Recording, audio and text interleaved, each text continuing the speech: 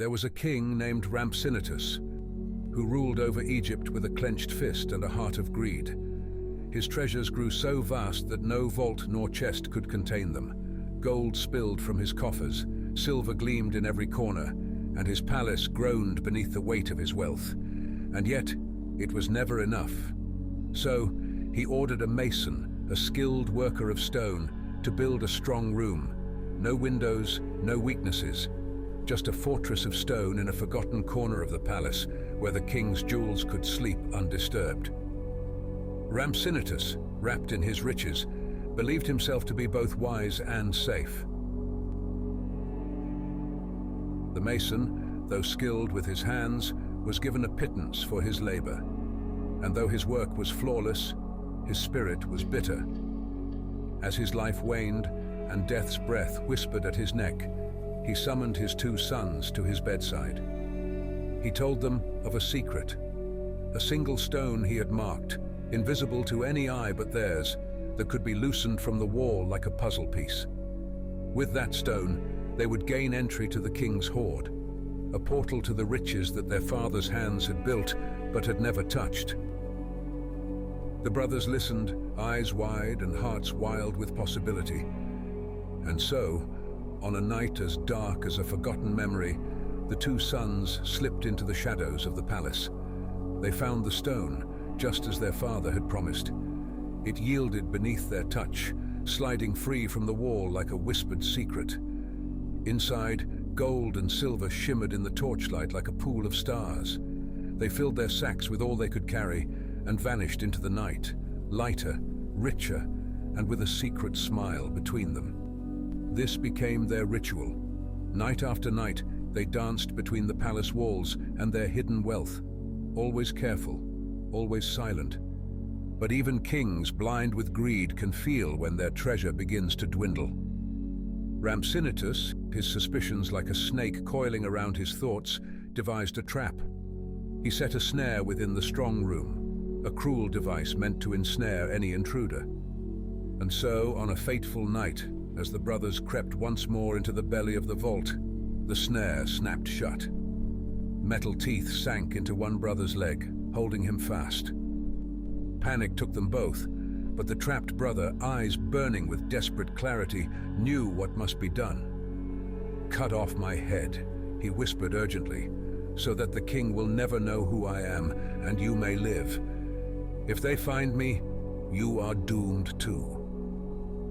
The other brother trembled, but there was no time for hesitation. He obeyed, his heart breaking as he severed his brother's head with a single stroke.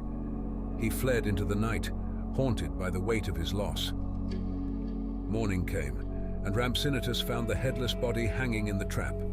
He was furious, but intrigued. He had the body hung on the city wall, a grim trophy.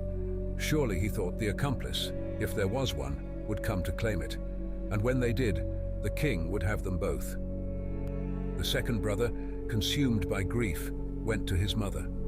She held him close, whispered words of comfort, and told him that he must retrieve the body, or she would expose his crime herself. The dead must be honored, even in a world ruled by kings and traps. The surviving brother, clever as he was heartbroken, devised a plan. He purchased leather sacks and filled them with wine, bought, of course, with the king's own gold. Then he strapped the sacks to the backs of 6 asses and led them to the wall where his brother's body hung in the sun, a shadow of what he had been. With a deft hand, the young man loosened the straps and allowed the wine to trickle from the sacks onto the cobbled street. The scent of wine filled the air, and the guards, weary from their long watch, could not resist. They crowded around the flowing red streams, cupping their hands to drink, their thirst overtaking their duties. As the night deepened, they drank themselves into a stupor, their snores rising into the cold air. With the guards asleep, the brother crept forward. But he was not satisfied with merely retrieving the body. No, he took a razor from his pack and shaved each soldier's beard clean off, leaving their faces as smooth as river stones. Then, with his brother's body cradled in his arms, he slipped away into the night, disappearing like a whisper carried off by the wind. When dawn came, the guards awoke, their beards gone, their dignity shattered. Laughter filled the streets as the people mocked them, their tales of shame spreading like wildfire. The king's fury grew hotter than the desert sun, but even in his rage, Rhampsinitus could not help but admire the cunningness of the thief. So, he issued a proclamation throughout the land. The thief who had outwitted him would not be punished, but rewarded. If he would reveal himself and tell the tale of how he had outfoxed the king's men, Rhampsinitus would give him his daughter's hand in marriage. The young man, with his cleverness and his grief, came forward. He confessed to his deeds, and the king, instead of striking him down, burst into laughter. He saw in this youth a mind as sharp as a blade, and in his heart, an unyielding love for family. Egypt, the king declared, is a land of cunning and wit, but you, young man, are cleverer than them all. And so, the young thief became not just the king's son-in-law, but a legend whispered through the streets of Egypt, a reminder that even the mightiest kings could be outwitted by those with sharp minds and brave hearts.